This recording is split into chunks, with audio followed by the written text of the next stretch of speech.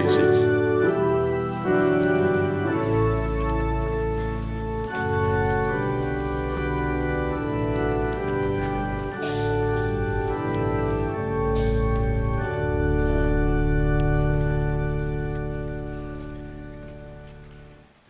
Good morning, everyone, and a very warm welcome to our worship this morning.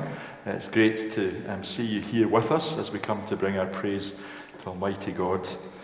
I want to extend, first of all, a warm welcome, particularly to a number of visitors whom we have worshipping with us this morning, just before I go on to then share some further notices with you.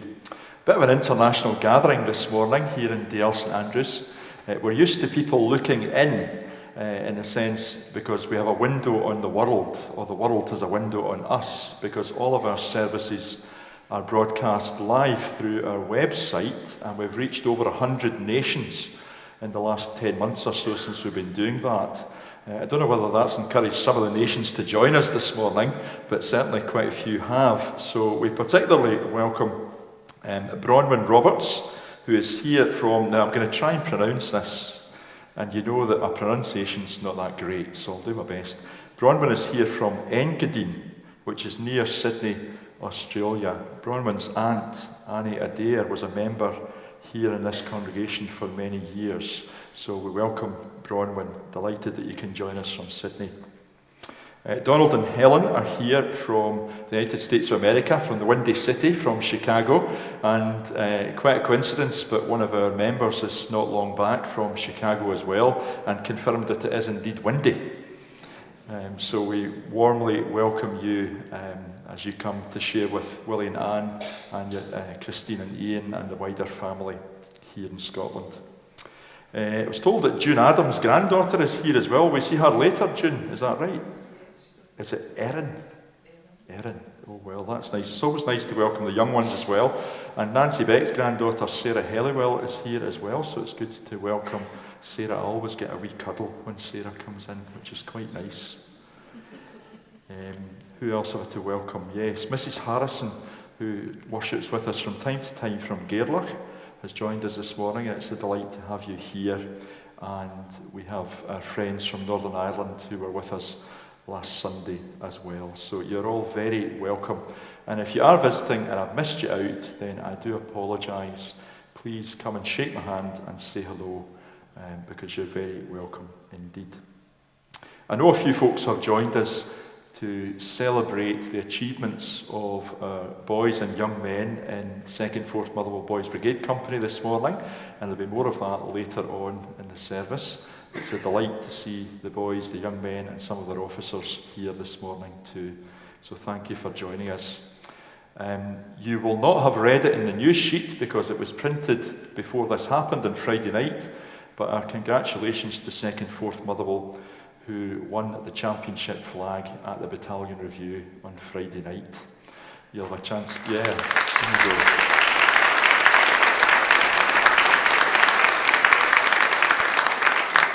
A superb achievement, and you will have a chance to see the flag come again during the opening hymn today, along with a few trophies. The boys will receive their badges later on in the service once the children join us. A couple of things to add just in this morning. The Soul Love Mission, which is planned amongst the churches in Motherwell for the second week in June. A few folk have said they're going to be away during that time. So they're sorry to be missing it. But if you are around and you'd like to join in and help, and there are lots of things that you could be doing, then there are sign-up sheets just outside the large hall on clipboards. So please do sign up if you think that you can be involved in that. Peter Hastie has been in the Southern General Hospital this week for a procedure, and I'm delighted to say is hoping to be home this afternoon. Shona Ferguson, who's had a really rough time in the last couple of weeks and has been in Wishaw General, is now home, and we're really thankful for that. And finally, just to say that Joe Greenhorn, one of our more elderly members, sadly died in the early hours of this morning at Wishaw General Hospital. And so he is home in the right sense of that word. he is home with the Lord and at peace after a wee struggle in recent weeks. We give thanks for Joe's life, and we commend Emily, his wife of 72 and a half years, in our prayers to God's keeping. These are all the news items for this morning, along with what you already have on your sheet. It seems appropriate that the Bible verse chosen for our memory verse this week at the top of your news sheet is associated and has been with the Boys' Brigade throughout its history. From Hebrews chapter 6, verse 19. We have this hope as an anchor for the soul, firm and secure. The older version said, sure and steadfast. It means the same thing, that we are holding on to God, but more importantly, he is holding on to us. So let's worship our gods together in our opening hymn, Worship the Lord in the Beauty of Holiness.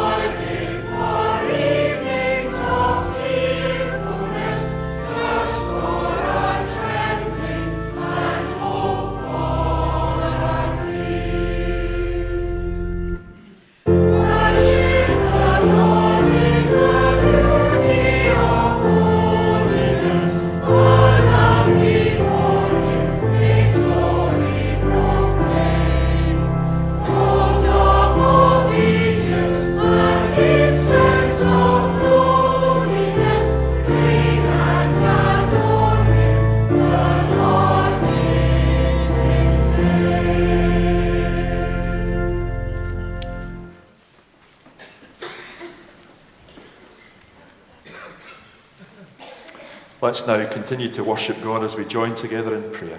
Let us pray.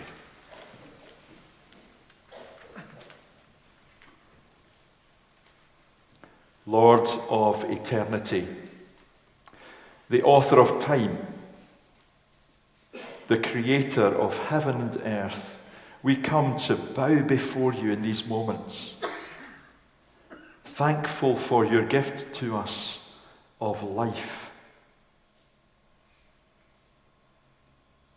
It is enough for us just to be here and to be in your presence, Lord, to sense the Spirit of Jesus in this place, moving among his people, touching us, speaking to us, engaging with us. And yet you give us so much more. Through him you have given us a full pardon for all our sins. Your word says that if we confess our sins, you are faithful and just to forgive us our sins and to cleanse us from all unrighteousness.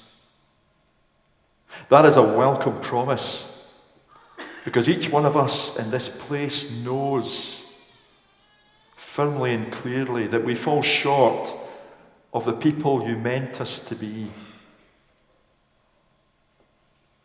We take no joy in rehearsing before you our shortcomings. It pains us to know that every day we disappoint you. And it would be too easy for us to become disheartened or discouraged. But we have you to turn to. And as we turn, as we repent, as we say that we're sorry, so we see you in Jesus. On the cross of Calvary, arms open, widespread, heart beating with love. And we're so delighted that you receive us and you welcome us to yourself. You embrace us as a father, lovingly receiving his children back. Thank you. Thank you for your love. Thank you for your grace. Thank you for your mercy and forgiveness. Lord, may we now and in all our days be known as those who are channels of the very blessings that you've given to us. Forgive us when we put limits upon your grace or your unconditional love. Help us as recipients of all of these things to be good at representing them in our dealings with others. And so, may you, in us and through us, glorify the name of Jesus Christ and build your kingdom and glorify your own name. These things we ask for his sake. Amen. We continue our worship by singing our second hymn, Almighty Father of all things that be, our life, our work, we consecrate to thee, whose heavens declare thy glory from above, whose earth below is witness to thy love. Consecrate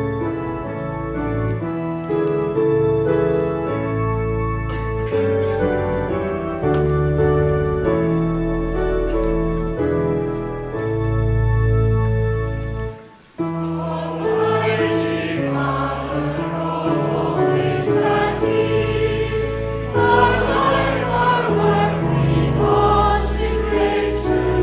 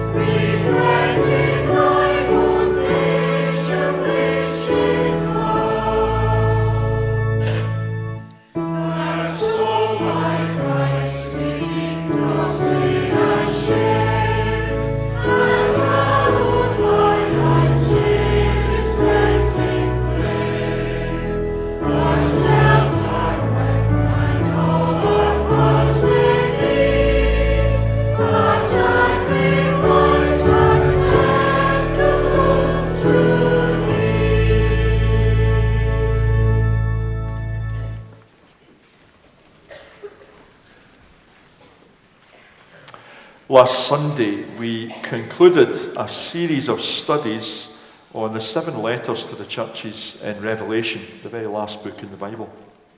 And today we begin a new series, and it'll kind of be a kind of fortnightly series, in a sense, just of 3 themes. The general theme is stewardship. Today we're going to be thinking about the stewardship of our time.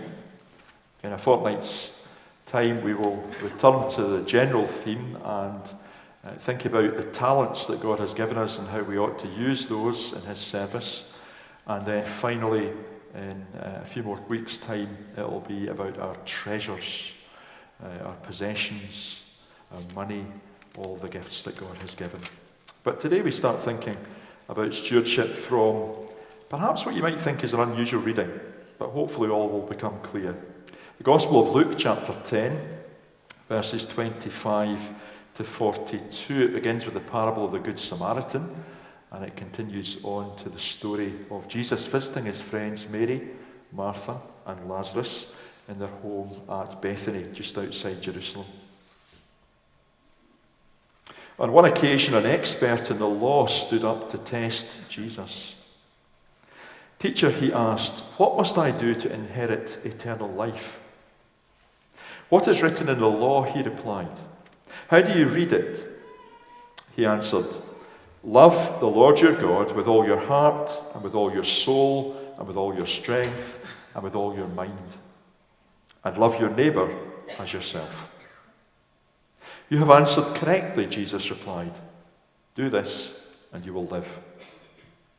But he wanted to justify himself. So he asked Jesus, "And who is my neighbour?" In reply, Jesus said, "A man was going down from Jerusalem to Jericho when he was attacked by robbers. They stripped him of his clothes, beat him, and went away, leaving him half dead. A priest happened to be going down the same road, and when he saw the man, he passed by on the other side.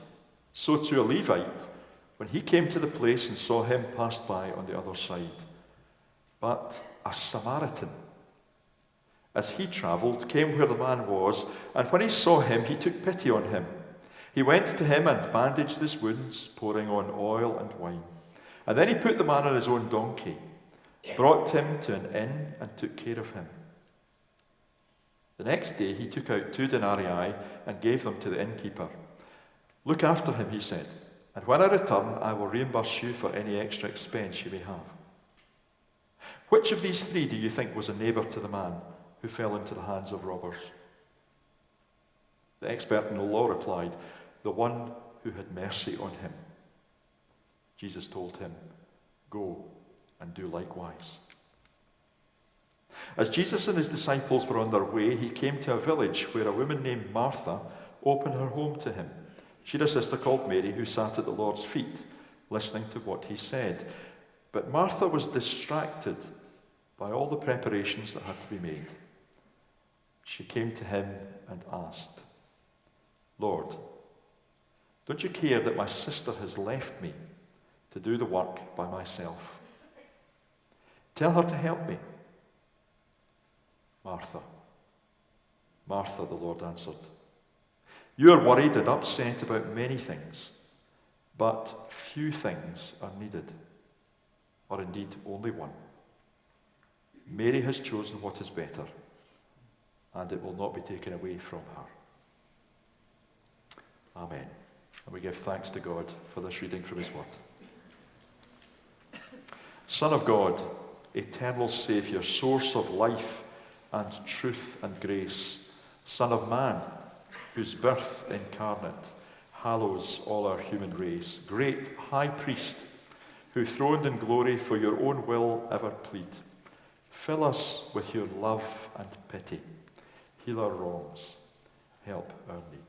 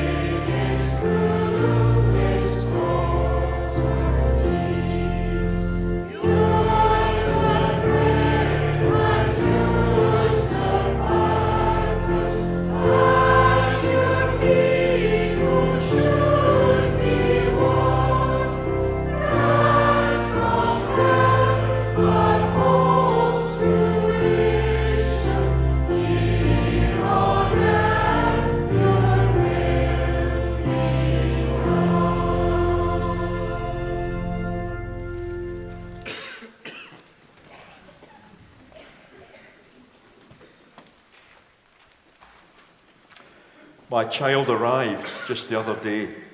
He came to the world in the usual way, but there were planes to catch and bills to pay. He learned to walk while I was away. He was talking before I knew it, and as he grew, he said, I'm going to be like you, Dad. You know I'm going to be like you. My son turned 10 just the other day. He said, thanks for the ball. Now come on, let's play. Can you teach me to throw? I said. Not today. I've got a lot to do, he said. That's okay. And he walked away and he smiled and he said, you know I'm going to be like you, Dad. You know I'm going to be like you. I've long since retired and my son's moved away. I called him up just the other day. I said, I'd like to see you if you don't mind. He said, I'd love to, Dad, if I could find the time. You see, my job's a hassle and the kids have the flu, but it's sure nice talking to you, Dad. It's been real nice talking to you. And as I hung up the phone, it occurred to me he'd grown up just like me. My boy was just like me. Okay, so I'm probably showing my age. And some of the young folk here this morning will have no recognition of the words that I've just read whatsoever, but these verses come from a successful folk song from the time of 1974. It's entitled Cats in the Cradle. Go and Google it, guys. Listen to it. Watch it. More importantly, take in the meaning of the words and the challenge that's there. The lyrics remind us something that is truly important, a message that as Christians, as believers, in the 21st century in particular, in the kind of hectic hustle, bustle, never-ending hamster wheel life that we lead, we need to hear. The question encapsulated in those verses is, are we good stewards of our time, of the life that God has given to us? How do we use our time? And the question about how we use our time has a knock-on effect for those around us, for our family, for our friends, but also for the kingdom of God too. So I wonder if you'd do me a great honour and invest the next 15 minutes or so of your time so that we can reflect about the parable that Jesus told of the Good Samaritan and what that might have to say to us as individuals and as a church. What was it that set apart the hero in the story that Jesus told from those who are cast in the role of villain? Well, unlike the priest and the Levite, the Samaritan, the least likely of the three, because Samaritans hated Jews, you see, the Samaritan responded to this man's need. And he gave him three things. He gave his money, he gave his possessions, and he gave his time. Going about his ordinary life, minding his own business, this poor guy walking on the Jerusalem to Jericho road was set upon by robbers. He had his purse stolen. He was stripped bare of his clothing. He was beaten to within an inch of his life. To say he was at a low ebb would be a gross understatement. Perhaps never before had he been more vulnerable, nor had his need been greater. And the man who came to his aid, as I say, was the most surprising gift. The Samaritan brought with him bandages and oil and wine to pour into his wounds. He placed him on his donkey. He paid 2 denarii to the innkeeper who was putting him up for the night. And he said, if you need more, then when I return, I will pay you what is necessary. All of these things were the Good Samaritan's gifts to the man who was in need of help. But the one thing, in a sense, which is most important and is easiest to miss because it's not specifically named in the story, is he gave his time. He took the time and the trouble to help. We can't say for sure why the priest and the Levite walked on by. There's another song, isn't there? Walk on by. We can't say for sure why they passed by on the other side of the road. And I've heard, I don't know how many sermons preached on it over the years, and probably so have you, with lots of suggestions. It might have been simply that they were too afraid to get involved, to come near and help. Maybe they feared that the aggressors against this man would see them as rich pickings and their next victim.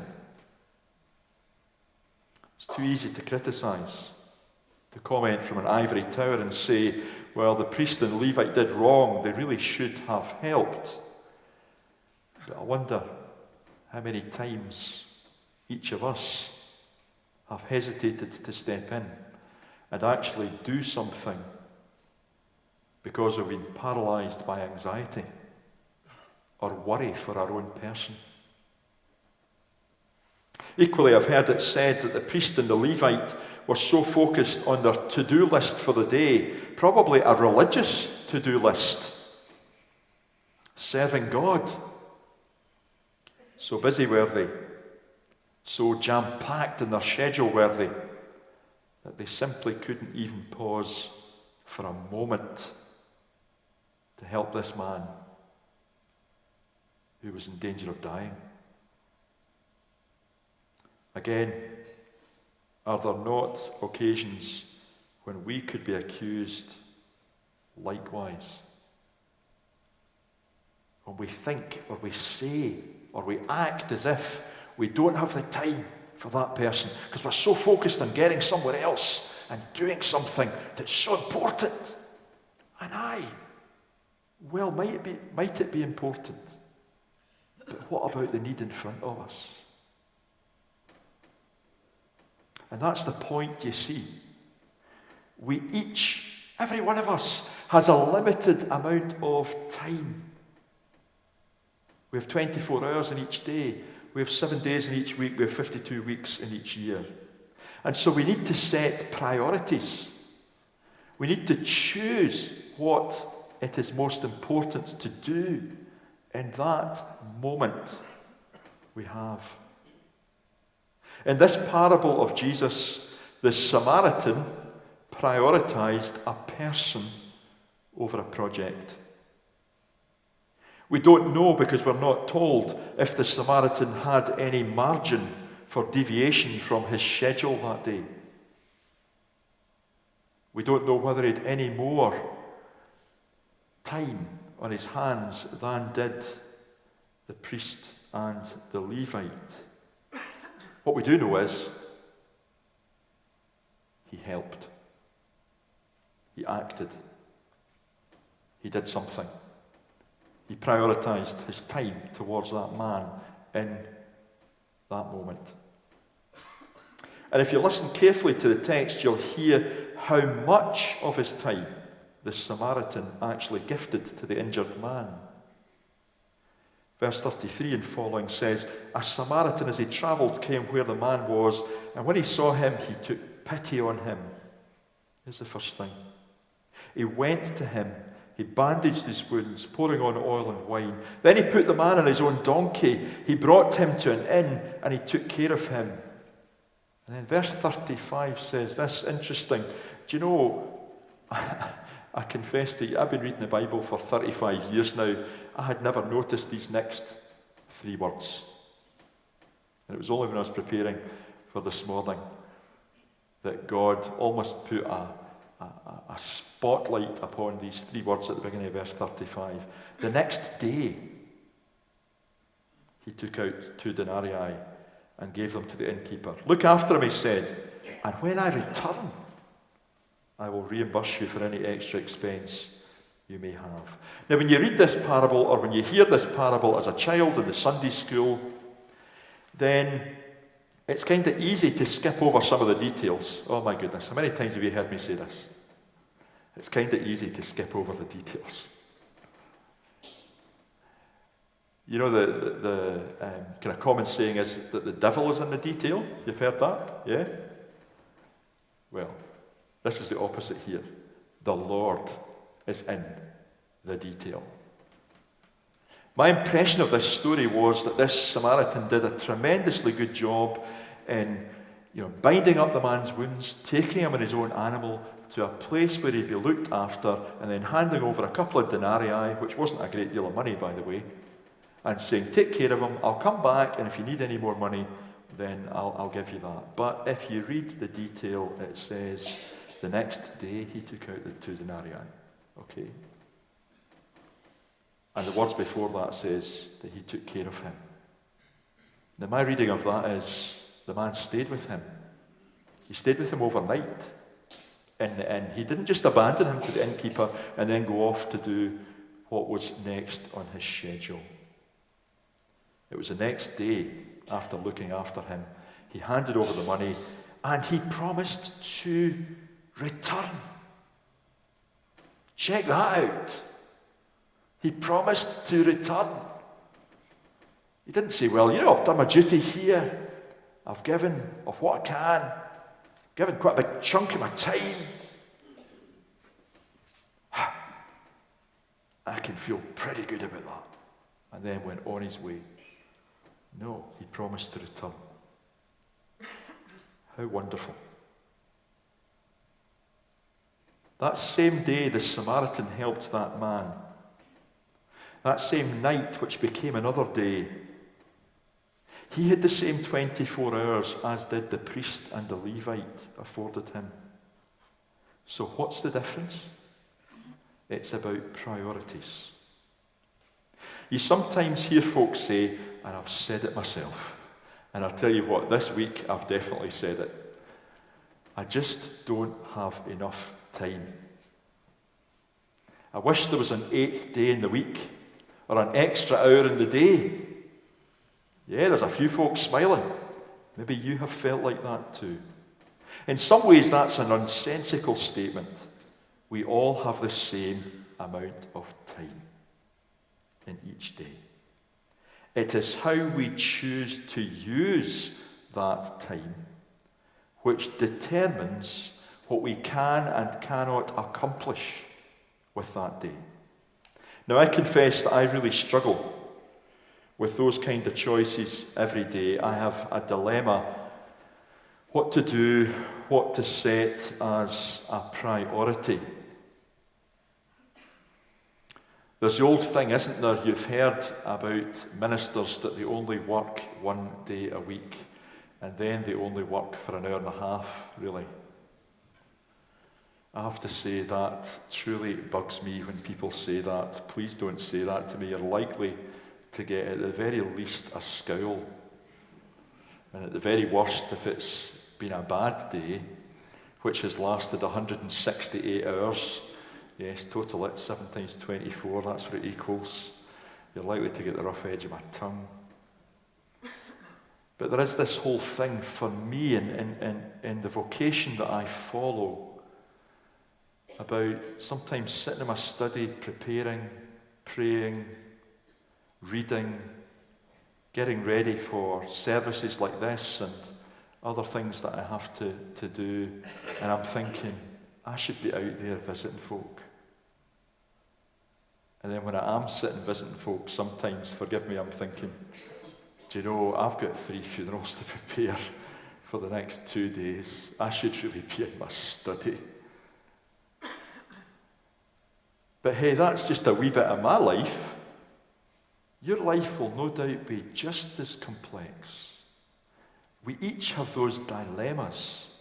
We each have those choices to make, how we spend our time. And it's about priorities. And that's why I deliberately this morning read the scripture, didn't just read you the parable of the Good Samaritan. I went on to read the verses that come after it. The story about Mary and Martha, a well-known story. Again, often a story that is parodied by people who are preaching on it rather than necessarily taking it as read. Martha was the one who was hustling and bustling. She was in the kitchen. The pots and pans were getting rattled. She was probably just as rattled because she was, I think it's fair to say, at least mildly annoyed with her sister Mary, because Mary was sitting at the Lord's feet, listening to him teach and just enjoying time with him in his presence. Now, do you think it's a coincidence that that story about Mary and Martha immediately follows the story about the Good Samaritan, and that there's a resonance in that story of Mary and Martha of what I've been saying about the Samaritan giving of his time to serve another person? I don't think that's a coincidence at all. I think that's there by God's design, to underline the fact that God is looking for us to think and reflect seriously on what our priorities might be. What I don't want you to go away with today is the thought that somehow Martha's contribution was useless. It was not. Read the story carefully. You won't see Jesus condemning the service that Martha offers in terms of serving at the table and working in the kitchen. That's so important. What he's saying is that neither should Mary be condemned for prioritizing listening to his teaching and spending time with him. Both things are valid, but he does say that the choice which Mary made was the best choice, if you look carefully at the text. How do we invest our time as Christian people? Do we invest it, or do we throw it away? One of the joys of being here this morning is that we're going to see several young men be presented with their president's badges and Queen's badges. There's an enormous investment of time, not only by the boys themselves, but by their officers, to ensure that they come up to the standard expected of them by the brigade, locally and nationally. There are various things that they have to do in giving of their time, in serving the community, and involvement through the church. That is about setting a priority so that you can achieve an end. But you know, spread around this building today, there are loads of people who have been giving of their time and their talents. Through in the creche, the wee ones are being supervised. In the Sunday school, the children are being taught. There are those who make tea and coffee. Our caretaker is always a very busy man, and we appreciate all that Artie does for us. There was the welcome team who were there to hand out sheets and guide you to your seats this morning when you came in. All of these sheets have to be printed in the office. There's the IT group at the back who are doing stuff that most of us would be bamboozled by. There's the person that rings the bell on a Sunday morning. There's the choir and their contribution. There's the arranging of flowers. There's the music that Eric so ably plays. There's the offering to be counted afterwards. The list goes on and on and on. And that's just Sunday. When you start to think about the rest of the week and all through the year, how many people are giving of their time in God's service in this church? I couldn't calculate it. But the question to you, to me, to all of us today is, how are you involved? And if you're not, why not? Every one of us here made a membership promise to give of our time, our talents, and our money. What are you doing to fulfill that song, that promise? How are you prioritizing time for God's work? Something for you to think about today. Let me return to the song that I quoted at the outset of the sermon and close this off for today. Harry Chapin was the guy who sang that song in 1974. The words were actually written by his wife, Sandy. Sadly, they became something of a self-fulfilling prophecy for their family. When their son Josh was only 7 years old, Harry Chapin was performing 200 concerts a year. He was on the crest of a wave in terms of his popularity. And his wife Sandy asked him when he was going to take some time to spend with their son Josh. He promised to do so at the end of the summer. He never made it. On his way to a business meeting, a truck rear-ended his vehicle, and the vehicle burst into flames, and Chapin was killed outright. His life ended. I'm sure if he had to do it all over again, he would perhaps have used his time differently and spent some of that time with his son. So along with Jesus' parable about the Good Samaritan today, along with the story about Mary and Martha, the popular song by Harry Chapin and the true story behind it reminds each one of us how important it is to value the time God has given us and to set priorities for how we use that.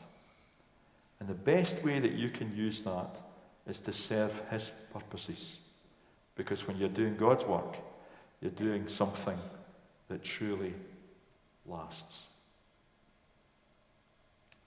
Amen. Now we respond to God's word as we bring our offerings for the church's work in the world. And as we do, the choir are going to sing.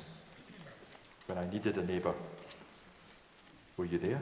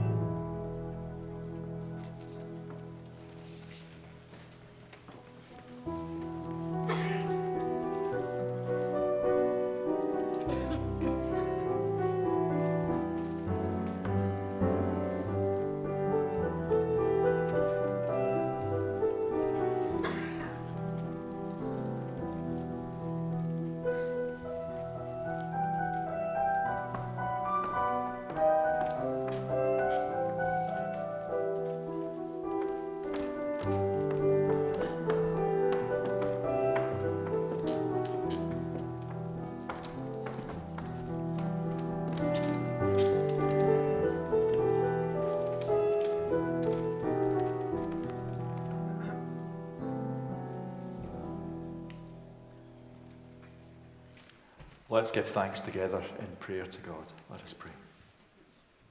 Lord, as we bring you these gifts of money, we acknowledge that we owe you so much more than just what's in our pockets or our purses. We owe you our very lives, and so we lay these also before you, asking that you will take us and use us in your service and for your glory. We're conscious that today begins Christian Aid Week, and we want to pray for all of those who, across our country and throughout the world, are seeking to raise funds to help those who truly are in need throughout our world.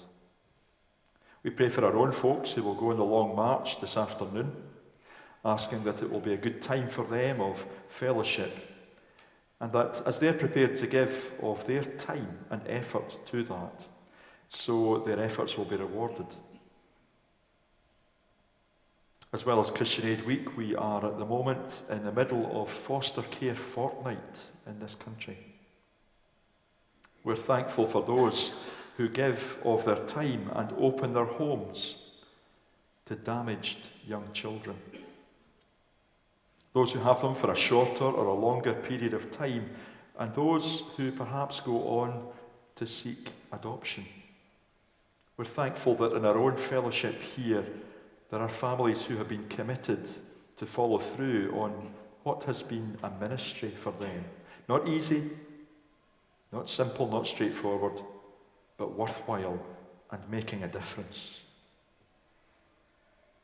And we're conscious also that next weekend is the beginning of the General Assembly of the Church of Scotland. There is much for us to hold before you in prayer for that assembly this year. Debates to be had and decisions to be taken, nettles to be grasped. Help us, Lord, to launch out in faith, trusting that you will lead us and that you will honour your name through the service that we offer. Bless those who are commissioners.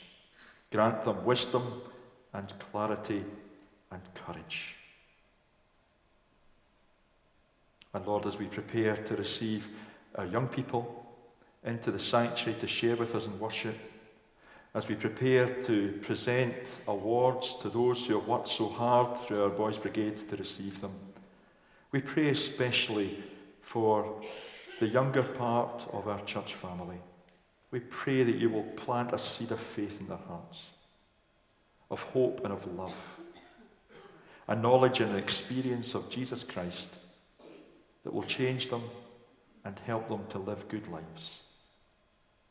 These things we ask and offer to you now in prayer, in his name and for his sake. Amen. Children are going to join us and share with us a wee bit about what's been happening in their groups through in Sunday school, and then we're going to spend a bit of time presenting the boys with their awards as well.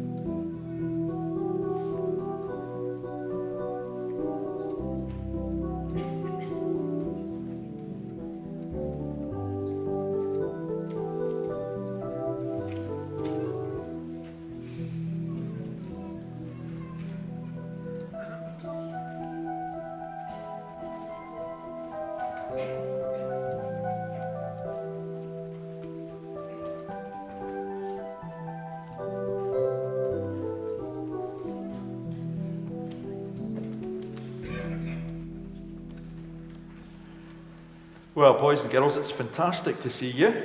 Hope you've had a lovely time in Sunday school, and it's always good to catch up with you and to hear what you've been learning about in your story. I know that your theme over the last couple of weeks has been about a certain man in the Bible who started off with one name and then changed to having another name. So what did he start off as? Who's going to tell me? Who's going to remind me? Come on in, Andrew. Paul. He started off as Saul. That's right. And then he became Paul. That's right. Yes, absolutely. You got it the second time. That's fine. He started off as Saul, and then he had this amazing experience on the Damascus Road when he met Jesus. And Jesus spoke to him out of a blinding light, didn't he? Because Saul was being really nasty to some of the followers of Jesus. But once he met Jesus, he became a different person.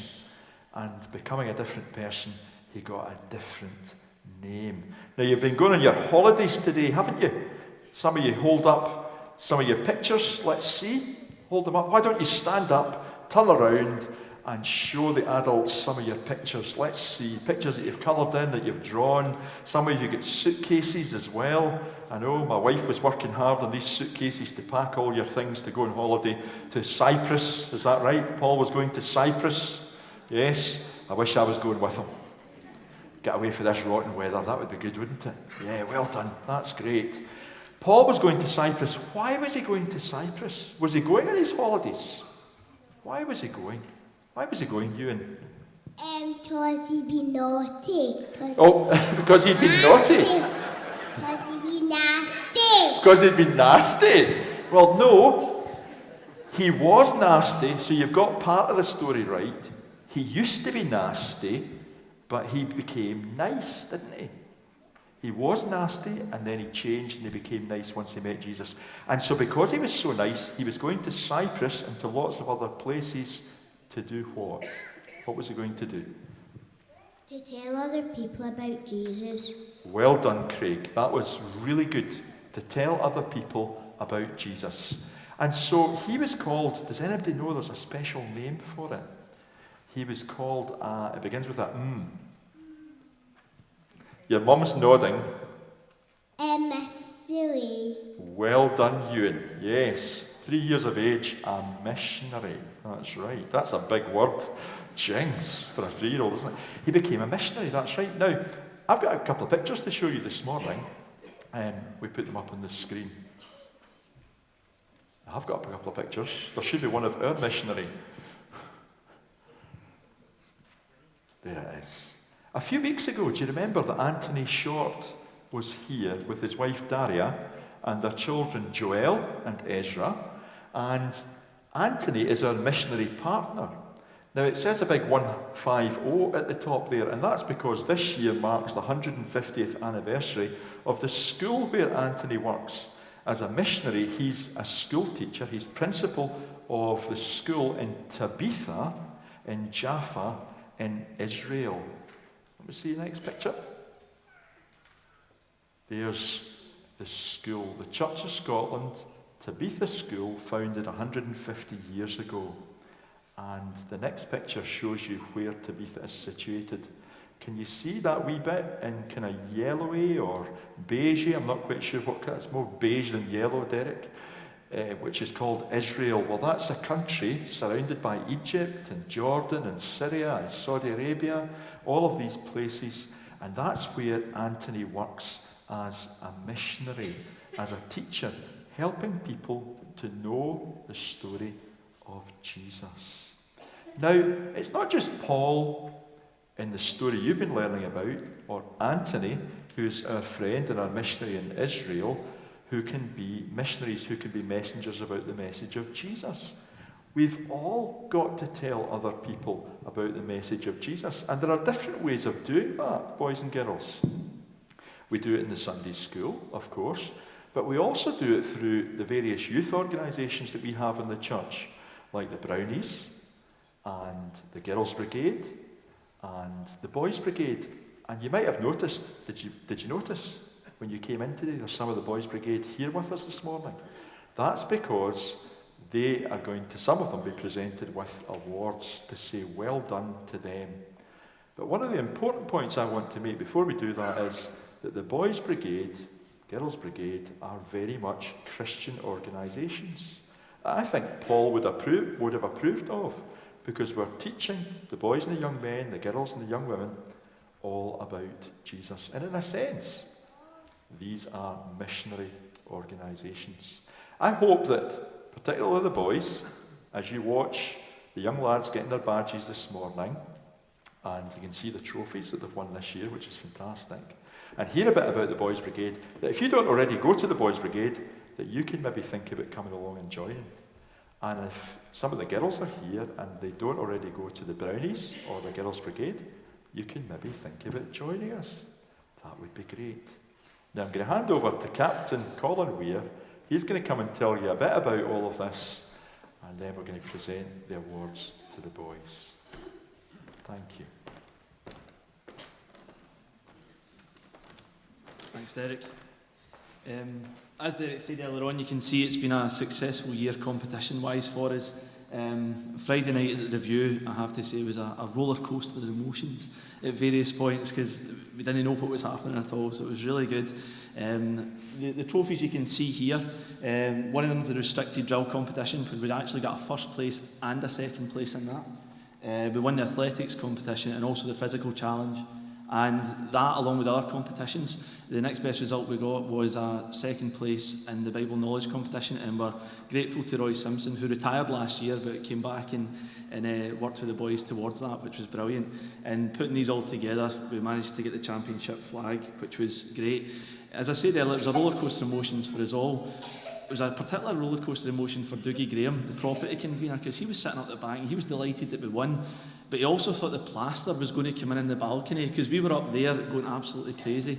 A balcony hasn't moved as much since Queen played the Barrowlands, I understand. Yeah.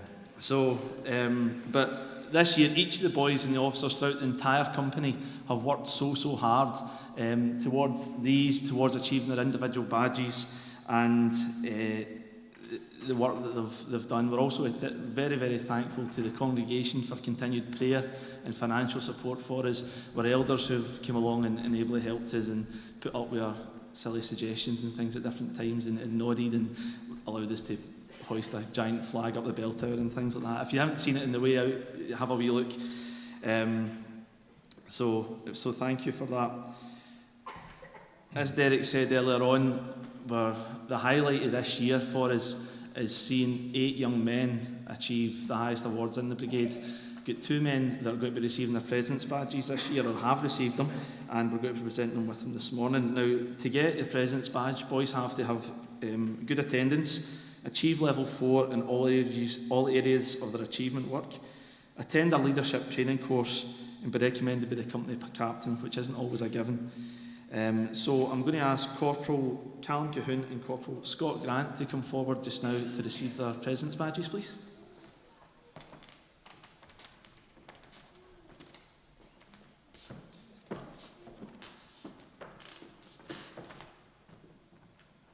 Well done, Scott. Congratulations.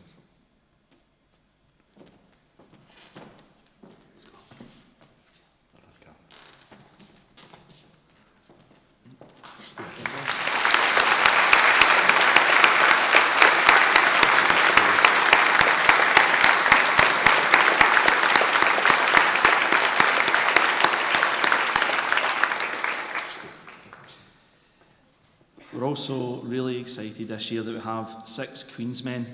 Now, the 6 Queensmen, I think, are the first group of guys that I've been an officer for through the junior section and company section, which makes me feel really old.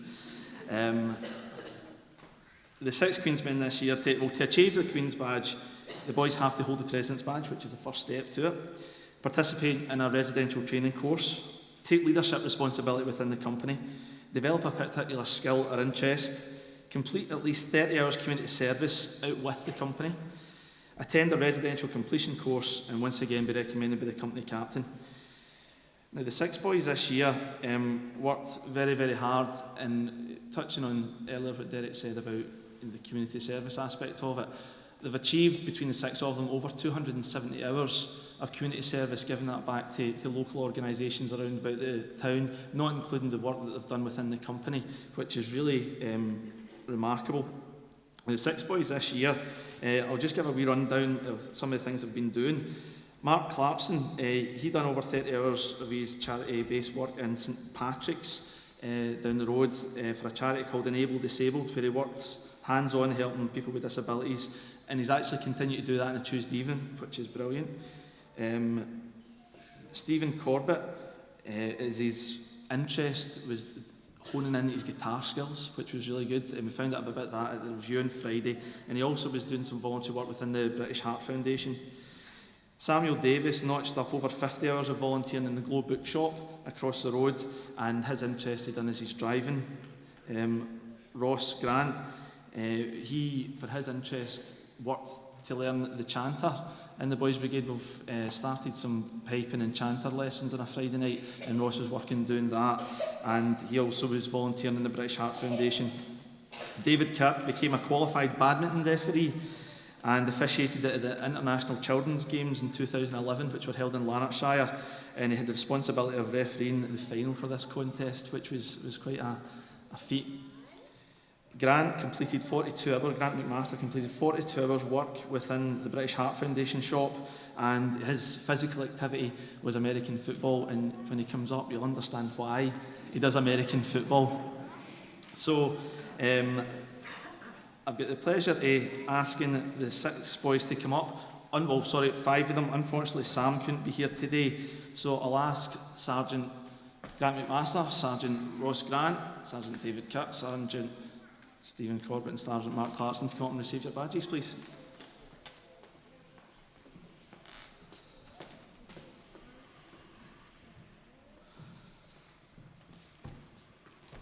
Up you come. I'll you come up at one time. I'm going to start with Grant because his badge is in front of me. First, it's not because he's as tall as I am. Congratulations, Grant. Well done. David's the next one that I've got in my hand. David, congratulations. I'm looking for Stevens. Congratulations, Stephen. Mark. Congratulations, Mark. And Ross. Last but very certainly not least, that's for sure.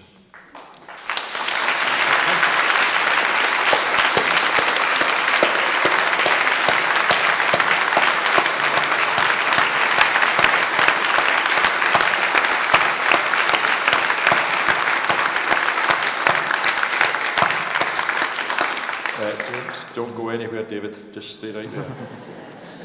When I was thinking last night what I was going to say this morning, I was reminded of what has happened last year with the Olympics when we were talking about inspiring a generation. Now I have to say these 7 guys here, but 8 young men are certainly an inspiration to me and the entire company, and an organisation that we've hopefully been inspiring generations for 130 years next year. And also, out of that 130 years, 125 years of Boys Brigade work has been carried out within this church, and we're celebrating that next year too. So, well done, guys. You certainly are an inspiration to the company, and it's been a pleasure being your captain through this time. So, well done.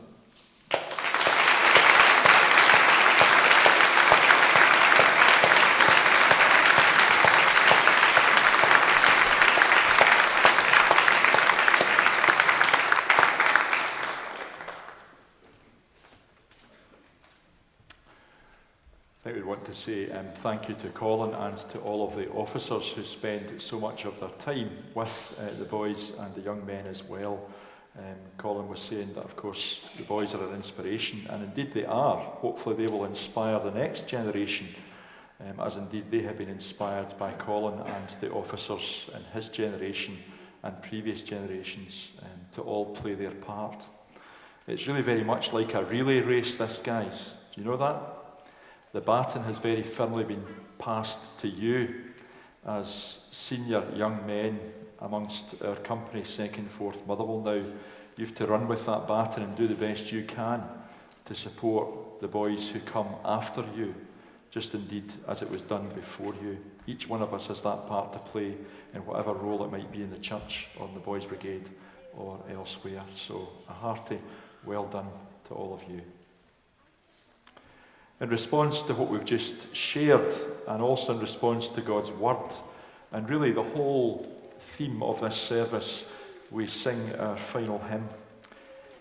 This is going to be a hymn which will recur over the next 6 weeks. We're going to sing it again in 2 weeks' time and again in 2 weeks' time. Some folk think that might be a bit boring, but Eric's managed to sort it so that we're singing it to 3 different tunes on the consecutive Sundays. So this hymn is a great hymn of recommitment and dedication to the Lord and His work. So let's sing it, not just with our lips, but from our hearts. Take my life, Lord, let it be consecrated, glad and free.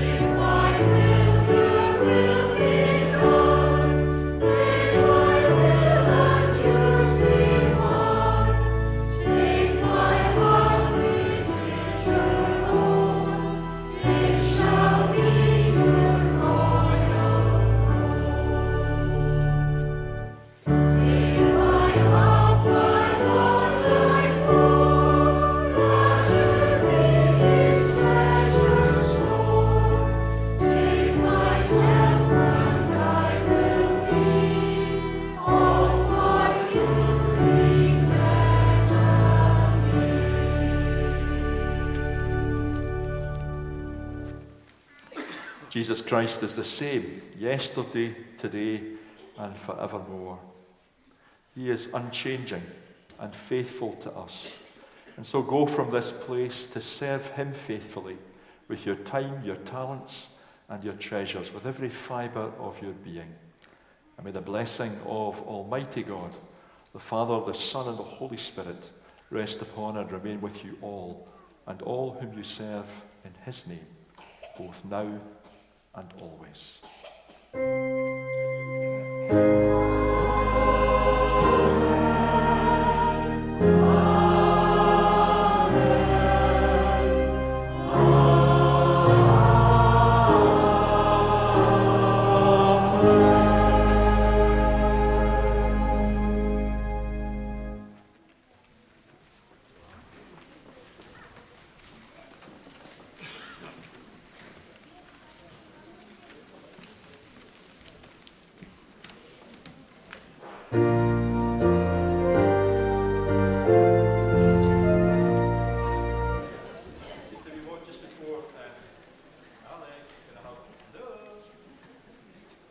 Thank you. Just a moment, sorry, I forgot something. If anybody can help deliver the flowers from today, then if you just come round to the stage, that'd be really helpful. Thank you. Apologies to Ray, I forgot.